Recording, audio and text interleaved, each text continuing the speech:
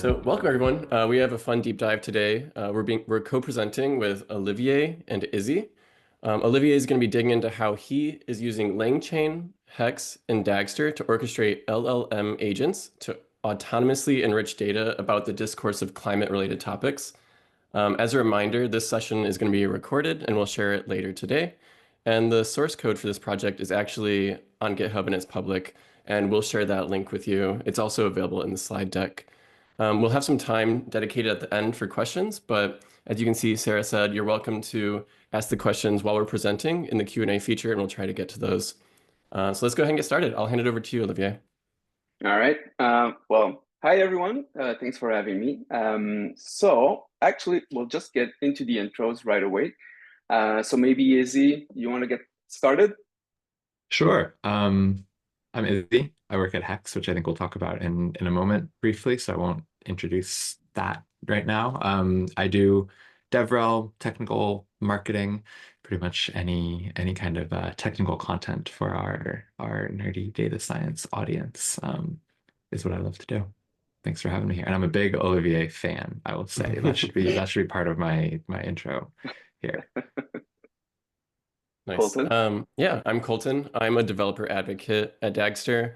I've been working on some of our educational material, collaborating with Alex, who's on this call as well, on videos, and helping work on kind of like integrations and just collaborating with the community here at Dagster.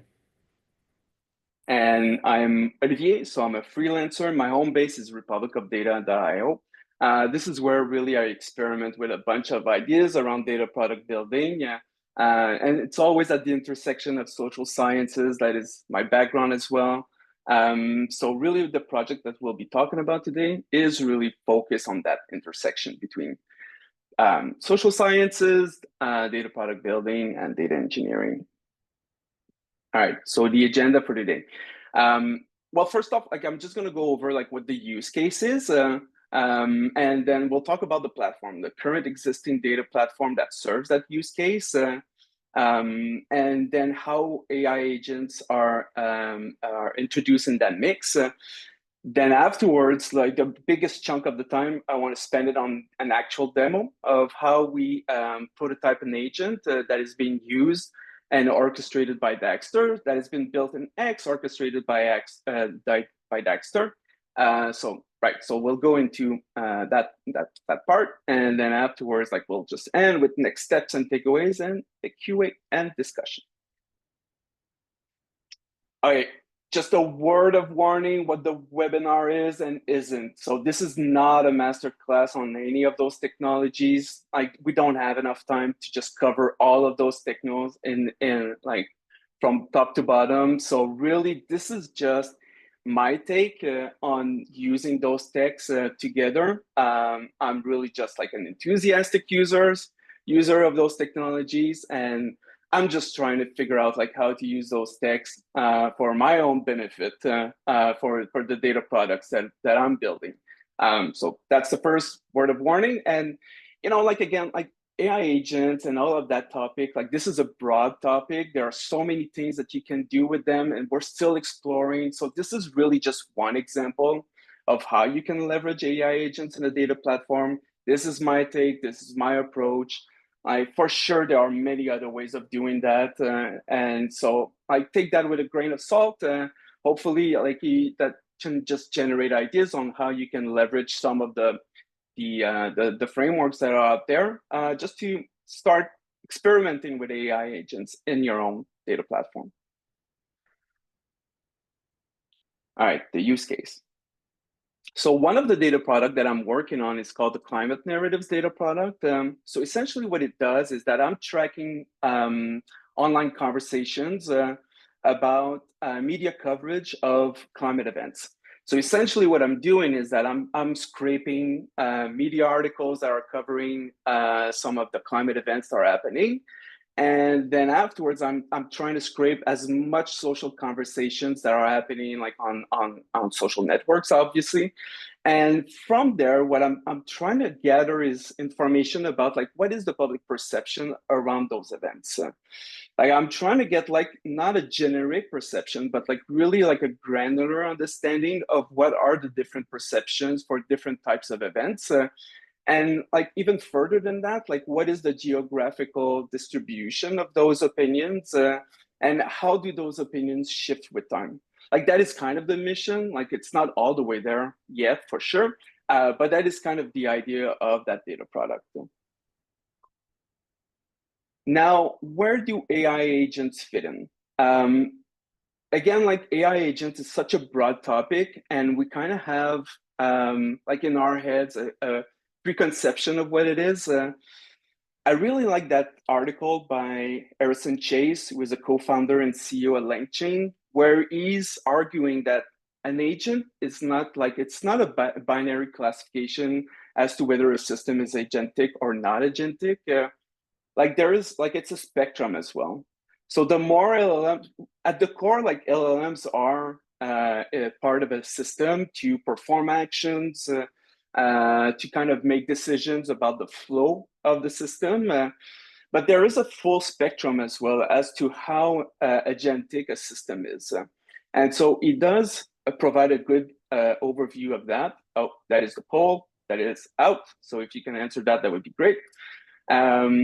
But yeah, so it does provide like a good good definition of agents that I try to keep in mind, where it doesn't have to be a fully autonomous system for it to be considered an agent. Like it could just be like one action that is performed by an LLM that is in this definition agentic. So keeping that in mind, like how did I started introducing agents in the climate narratives data platform? Like it just started out as just being curious about like how agents could be used, not only as chatbots, but really like on top of the type of data that I have. Like the platform really deals with a lot of unstructured data. Like that is really at the core of the type of data that I pull in for this specific data product. And I think that is important to keep in mind. Like I'm not sure how agents could be useful in other contexts, but really here again, like this is for the specific use case. So in dealing with unstructured data, there's a lot of benefits about introducing agents in there.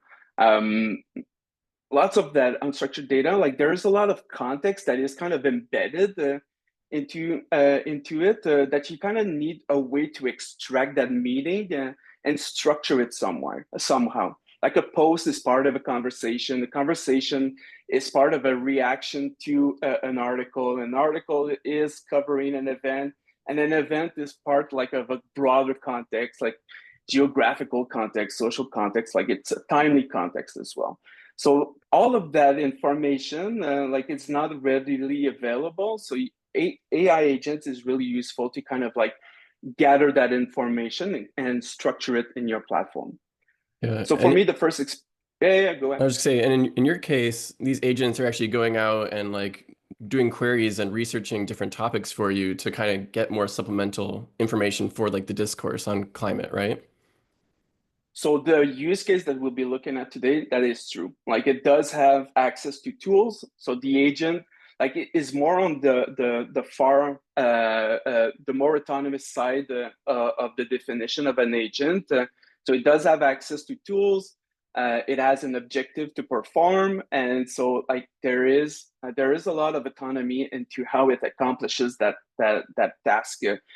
But for other agents that I've introduced in the data platform, it might be super simple. Like there are agents that are just doing like simple classification. Like for example, like I have one that says, here are the definitions of 4 discourse types. Like just classify that conversation based on the discourse type that it belongs to. So, you know, like the LLM is just performing one action in there. There's not like a whole lot of research that is happening. But that leads me to that question that you're asking, like for more complex tasks, once I introduce like those really simple agents, like for the more complex ones, like how would I be able to put together like an agent that performs those more complex tasks, and how could I orchestrate that so that I don't have to manually run that every day on each of the conversation that I'm gathering? And like, so this is where that use case comes in. All right, the platform architecture. So just a quick overview of what the main technologies we're using here. I wish that someone from LangChain was here just to better introduce LangChain than I am, but I'll do the best that I can. So LangChain is just like a framework. Like at its core, it's a framework to interact with LLMs. So it does provide a bunch of methods, classes that allows you to work with any kind of LLMs. So then afterwards, on top of that, you have LangGraph. LangGraph is just again, it's a framework where the objective is to be able to assemble your agents. So it introduces concepts such as nodes, edges, your memory, access to tools, but we'll get into that in the demo. And then the final layer on top of that is once you start running your agents, then you get access to LangSmith. And this is really to understand, like, go deep into how your agents interacted with your LLMs. And again, like we'll have a demo about that later on. Izzy, want to give a quick overview of Hex? Sure. And I think we'll see a real demo of it in action later too. Yep. But Hex is a multimodal data workspace that looks sort of like a data notebook, but it supports Python, SQL R, a bunch of no-code tools as well. And it really lets anyone rapidly prototype and understand their data, even if they're not technical or not a SQL user, and then critically present it to others too. So where most notebook type tools let you dig really deep, but sort of fall short when you actually want to like operationalize or present your findings, Hex helps you bridge that gap and actually do both the deep dive notebook style analysis as well as presentation. It has all kinds of exciting features from visuals to like team collaboration, built-in AI assistants, interactive data apps, and a lot more. And I'm sure we'll see some of that in a bit. And it has a Dagster integration. Yeah. Yep. Right. Colton? Cool. Yeah, I can give a high-level overview of what is Dagster. I think the audience of this deep dive is likely already quite familiar, so I won't go into too much detail. But I think one of the differentiators of Dagster versus other orchestrators is it's asset-centric. And you build up this asset lineage of how all of your like data components relate to one another. And we have like data cataloging features and a rich ecosystem of metadata that you can use to kind of like figure out what's going on in your organization with data. In the context of this project, one of the great things is we have a Hex integration, which means you can kind of invoke these Hex notebooks from your Dagster code, your Dagster asset, and then you can pass in context from Dagster to that notebook and then get metadata from that notebook back into Dagster. So I think the really powerful feature in this project is that kind of like metadata system where you can use the context of Dagster and say have like a partitioned asset and then pass in that partition to Hex where you can then do all the code you want with that like multimodal data workspace and then get everything back in Dagster. It also has a really strong like developer experience.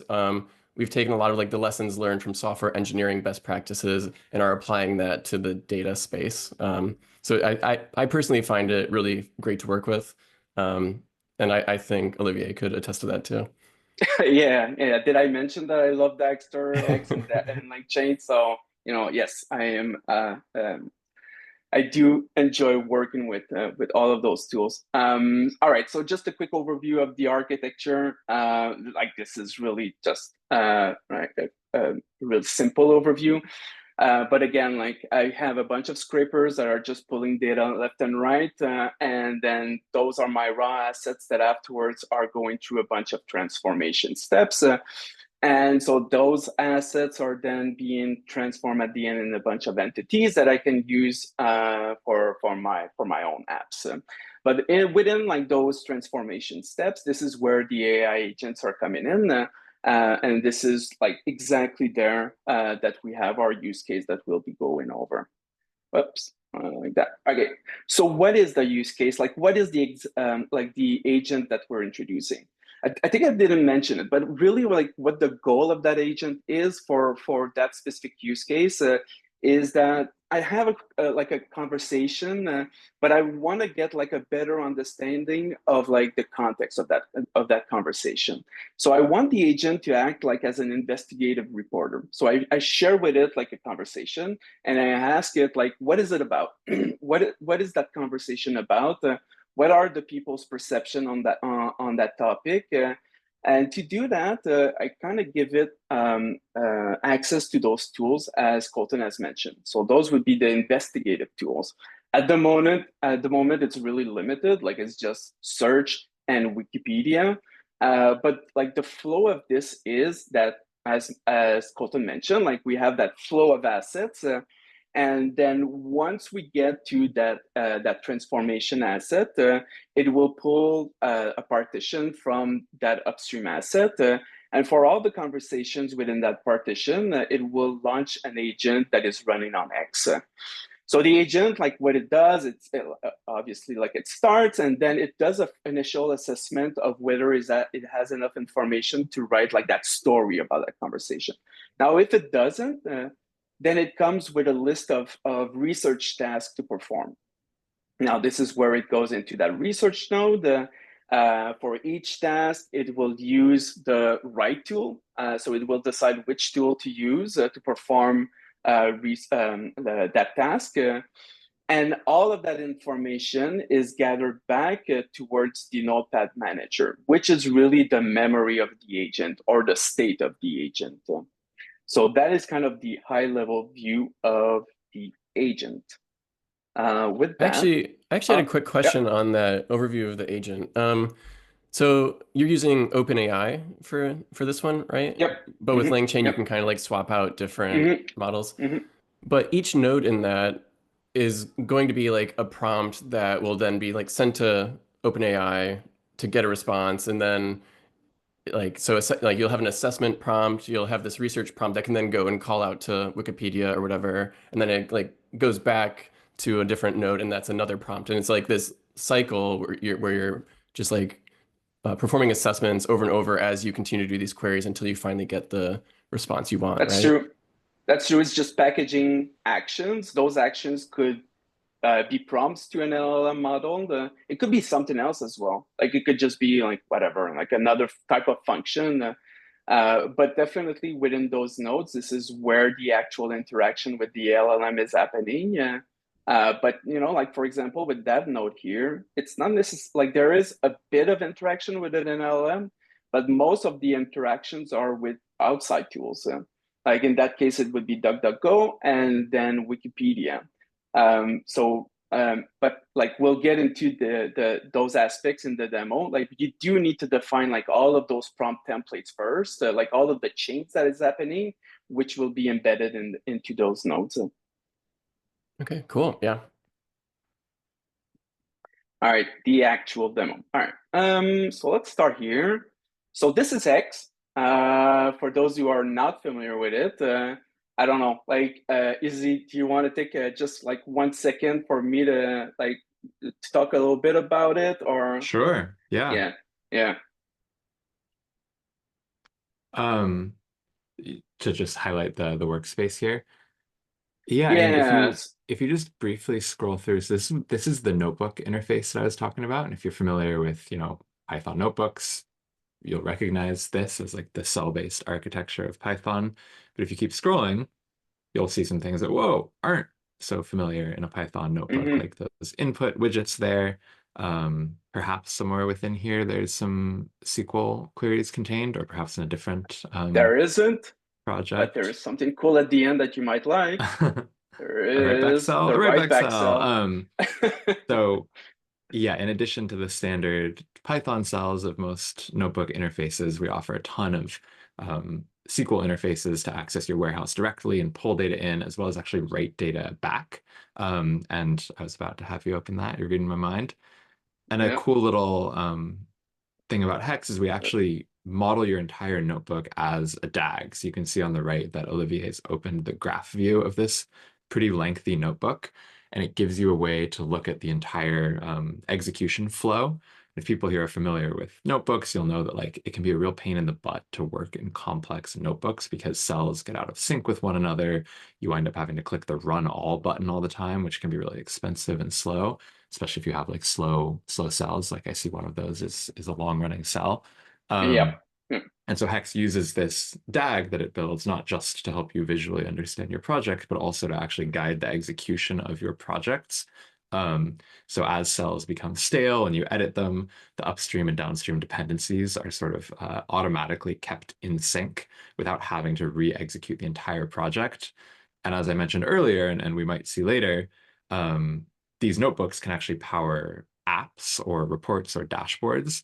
And that execution model is actually one of the reasons that we're able to power a front end app that a user might interact with from a notebook because we don't have to re-execute every single cell every time like most notebooks. We have this intelligent parallel and reactive execution engine. I Yeah, think I'll we'll, stop we'll blabbering and let you talk about the real stuff. no. That was interesting. We will have a quick look at the front end as well. Cool. All right, so we're in edit mode here. We're just building the notebook. So this is what we're trying to build here. Like we're just pulling some libraries. Now, those two things here are going to be important because like those are the inputs which will allow Dagster to communicate to our X notebook that will invoke what is the actual data that we want that instance of the notebook to work on. So what is the conversation ID that we're working with, and what is like that conversation that this notebook needs to perform the analysis on top of. All right, so the state. So this is kind of like that, going back to that diagram here. Like this is really the memory that is central to the agent. So we're just defining like what we want to keep track throughout like a run of that agent. So in our case, really that research state, what we're trying to just keep track of is like, what is that conversation? What is the assessment of whether like the agent thinks that it can write a story about all that conversation based on all the research finding that it has. The research cycle, the research findings is really where the meat of the agent's work is happening. This is where all of the tasks and all, well, actually like that structure here, like all of the tasks, the tools that has been used and the findings, this is where everything is kind of like it keeps track of all of that, and then the brief is really the final output that we will be that the agent is generating.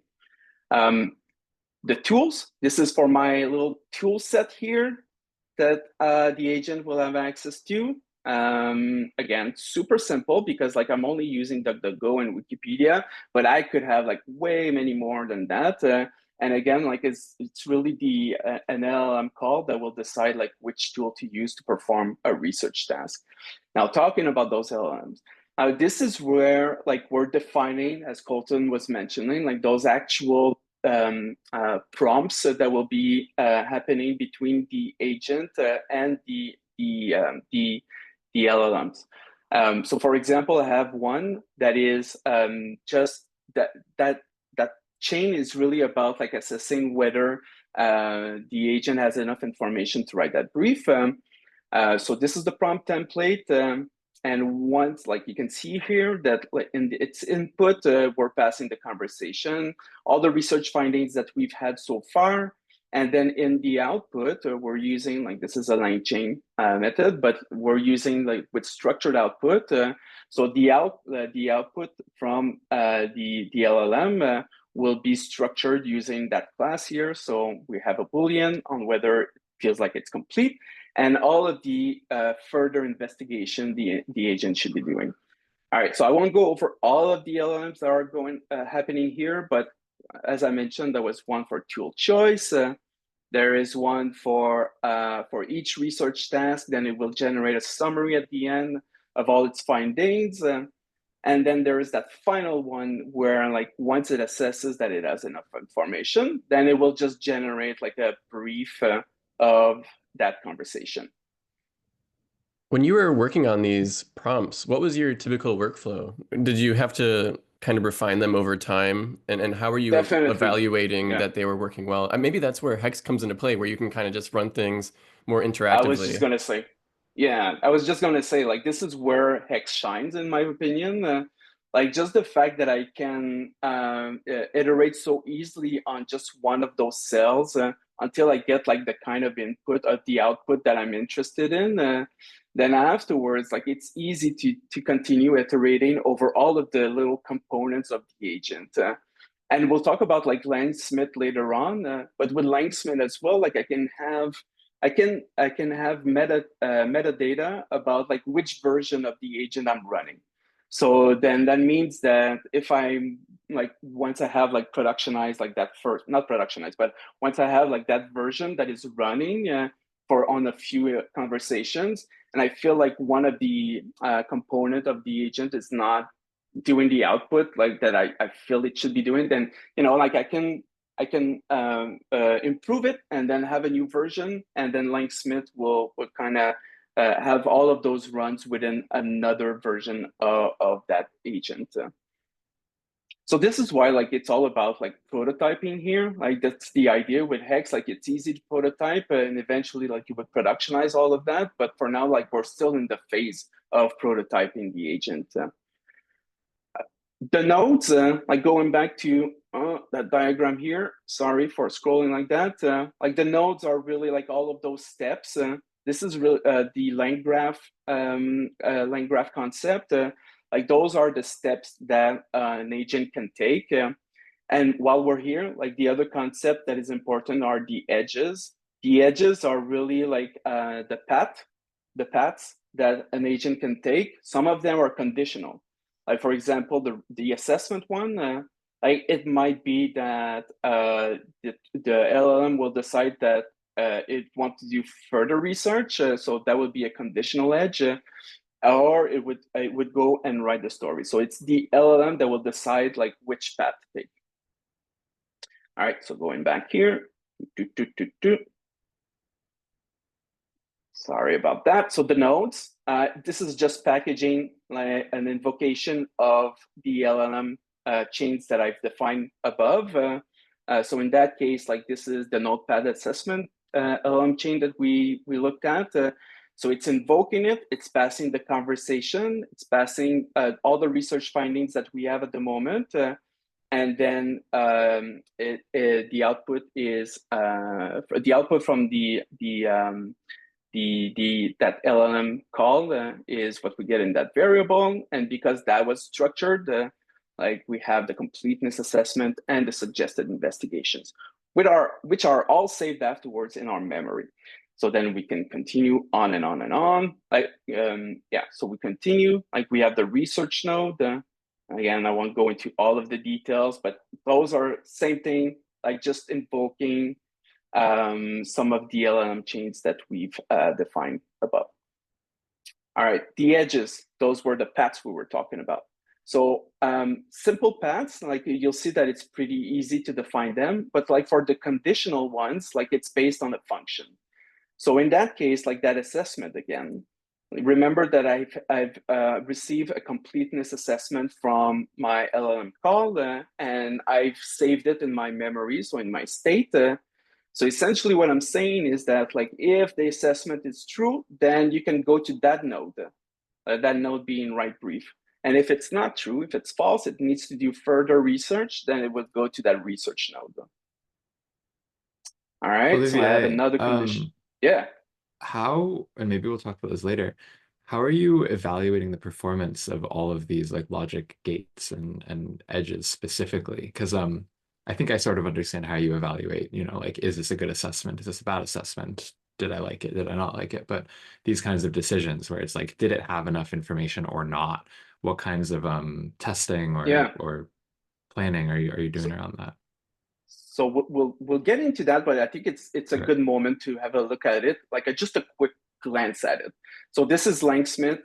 So in Langsmith, I can see all of the calls that I'm making to those agents. And so, for example, for that call here, then I can see all of the steps that the agent took, like that initial assessment. And then I can see all of the interactions that it had with the LLM model. and the output it gave me. So if I look at the final outcome and then something is kind of weird about it and I want to dig further into it, like I kind of have two choices. I can look at the X output because I do have the run URL that has been saved, and I'll show you that later on. But I can also just have a really deeper look using LangSmith, which allows me to see like really all of the steps that the agent took. Like I can see like which tool it used and all of the interactions that it had until it wrote the brief at the end. Cool. All right, so we were with the conditional edges, and now we're putting together the agent at the end. So this is really simple. Again, I'm using LangGraph here, the LangGraph library.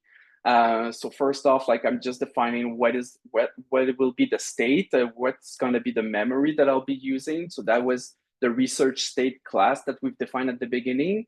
What are all the nodes that are present in that agent? So those are just the steps that we were looking at. The edges. So for example, like when you start, it always goes to the assessment, and then afterwards, based on the assessment value output, if it's true or false, then it will go to either it will use that function. That function here to determine like to what is the next step afterwards. So same thing here, we have a conditional edge, and the final edge is once it reaches the node to write the brief, then it ends here. And then we can see like just a little graph of what that is exactly. We have that start, the assessment, and then you can see with the dotted lines, like those are conditional edges. So it will cycle through those. And then once it says that it's had enough information, then it will write the brief here. And then finally, the easiest part of it all is just invoking that conversation. And so really it's just the inputs that we had at the beginning that we've defined with Hex. Like I'm just passing the conversation markdown, like that is just like a packaged up version of the conversation. So I'm passing that to the agent. It will run all of that. It cycles through it. And then we can see the output at the end. And I'll show an example of an actual run afterwards. Oh, I think I have it right here, actually. So that is an actual run. This is on the app side of Hex. So we're not more, like we're on the front end side of Hex. So when we run it, like we can see at the end, when you invoke these Hex notebooks from Dagster, does it keep the history of all those runs? So you're like viewing a historical run of this project right now. Is that how that works? Yeah, so with the Dagster Hex library, one of the metadata that is sent back when you run a Hex notebook is the run URL. So that is actually one of those. Like I just grabbed that from Dagster. Like that is one of the past conversation that has been analyzed using that agent. So I can just copy and paste that on my browser, and there it is. Like that's the outcome of, yeah. You can also see the full log of them from the notebook view. There's a whole list of all the scheduled and API triggered runs. You can go back and browse through as well. Nice. Okay. That I didn't know. Okay, so cool. Yeah. That's interesting. All right, so this is really the output of all of the agents research. So you can see here, those are the tasks that it came up with. If it completed it, the tool that it used to complete that task, its findings, like that's the summary of its findings, and then on and on and on for all of the research tasks. And then we have that final brief at the end. So that is, yeah, that's the part about assembling the agent and just running it, prototyping really the agent.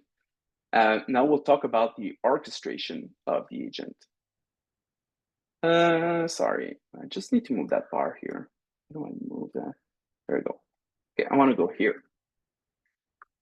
Okay, so now we're looking at the actual invocation of of the notebook from Dagster. Maybe I should look at the assets first, Yeah.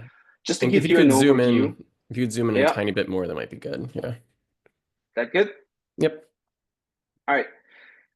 Again, super simple lineage between a bunch of assets. Those are my scrapers mostly. And then here I have some transformations that are happening, like a classification. And here is just like a bunch of DBT models to put together the final layer, which I use in my apps afterwards.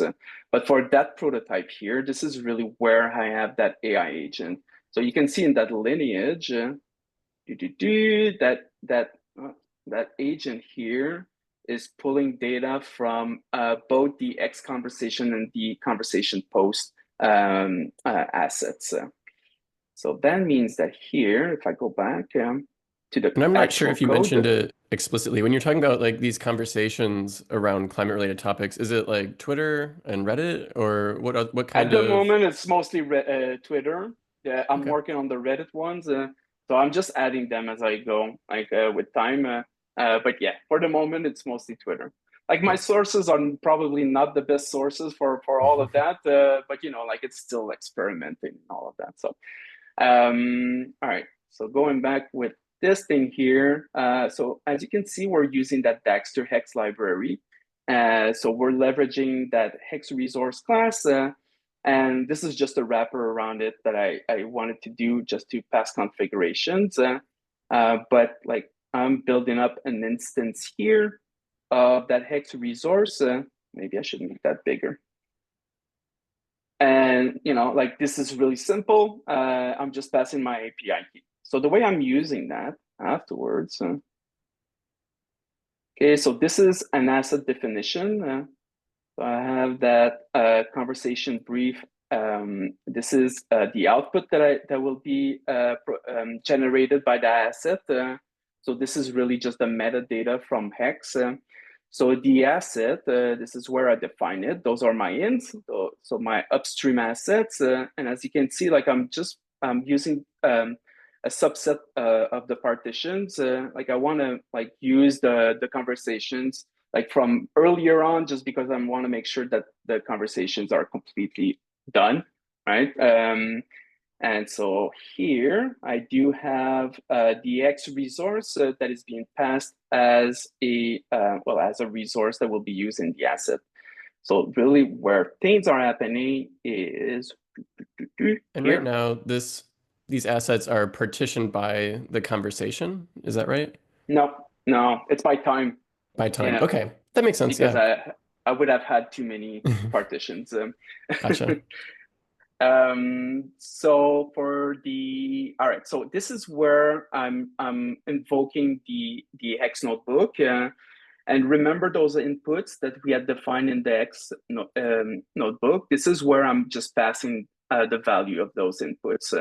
So what was happening in that asset is that I was cycling through all of the conversations, and for each conversation that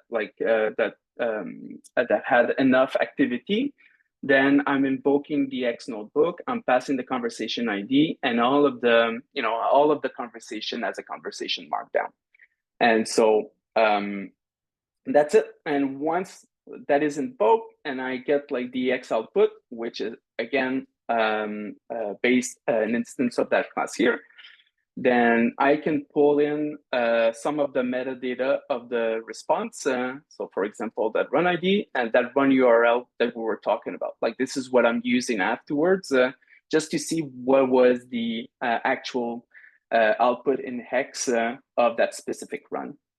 And that's it. I saved that. That is the yield for that asset here. So then if I run this, okay, I'm not actually going to run it, but like this is an example of a run. I just need to move that bar again. I cannot move the bar. Okay, whatever, doesn't matter. So this is an example of a run. So this would be the conversation, and then it invoked the Hex notebook.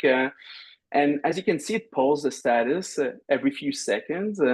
So then it's pending, and then, all right, so the notebook is running. It does take a long time to run just because I have to install a few libraries each time.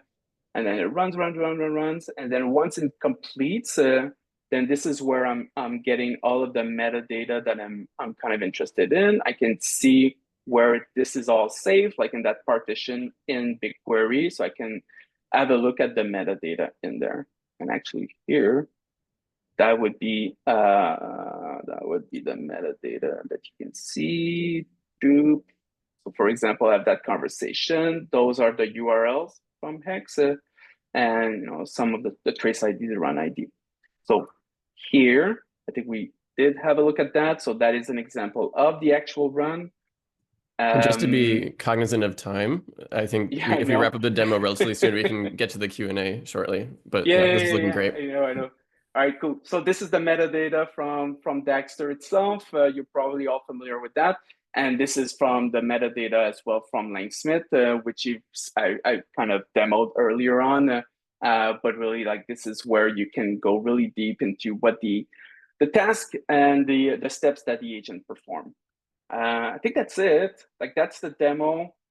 I don't think that's super important, but like one of the lessons for me is that that agent like is just doing too much. So one of the steps, like one of the improvements that I want to do is just having more agents, but that are more specialized.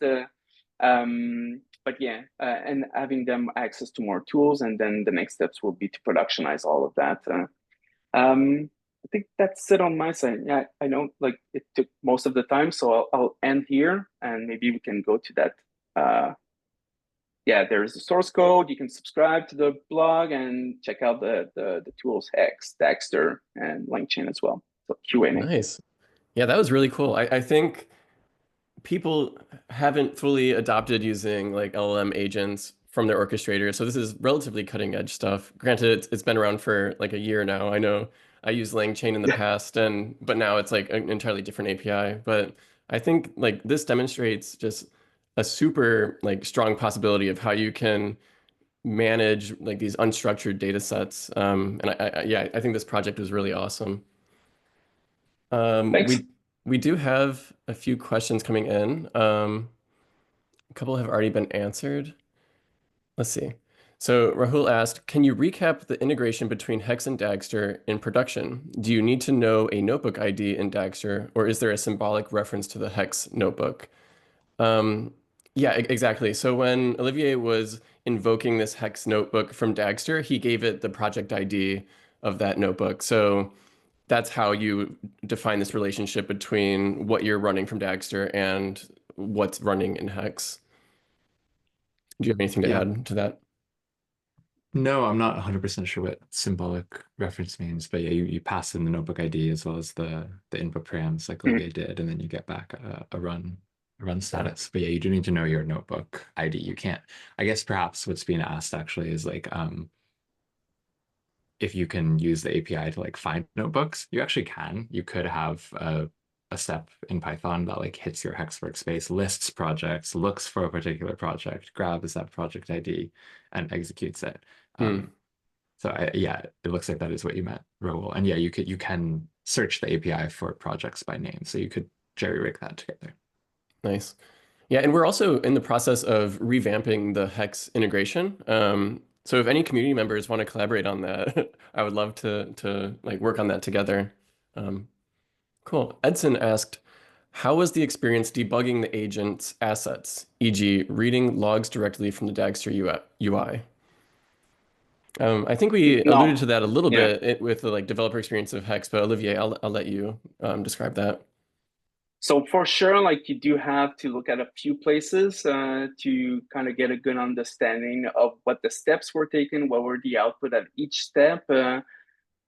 Honestly, like Lance Smith for me is probably the main place where I go just to have like a really deep look at all of the steps, the output, the inputs that were done within that agent's workflow.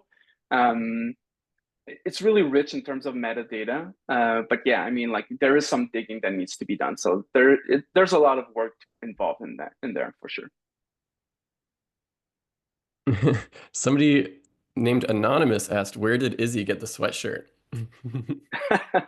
That's the same question. Oh, you're muted, You're on Izzy. mute. well, it was pretty obvious what I said. It's limited edition hex swag you can get by coming to one of our in-person Friends of Data events. Yeah, Or you can email me and try and bribe me into sending you some because I think we have extras. Izzy at that's awesome. hex.tech. Cool. Well, I don't see any other questions. I just wanted to thank you both so much, Olivier and Izzy, for joining us on this deep dive and kind of like community showcase of this Dagster and Hex project. This was a really fun one. As a reminder to all the attendants, the recording for this is going to go live today.